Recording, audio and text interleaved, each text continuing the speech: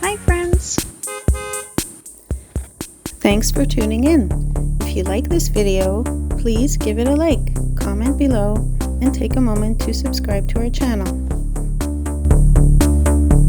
La Prairie is a beautiful town located in the Montérégie region of Quebec, situated on the south shore of the St. Lawrence River.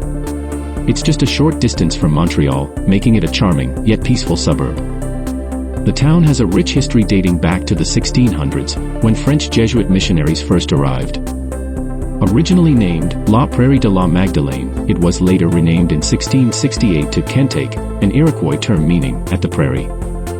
La Prairie played a significant role in Quebec's early development. In 1836, the first railway line in British North America connected it to Montreal, which was an important transportation route at the time. This railway, the Champlain and St. Lawrence Railroad, helped La Prairie become a key point for goods traveling between Montreal and the Saint-Jean-sur-Richelieu region. Over the years, La Prairie has grown into a thriving community. It was originally a bustling village, but by 1909, it had earned city status. The town also had its fair share of challenges, such as devastating floods, including the spring flood of 1848 that caused significant damage.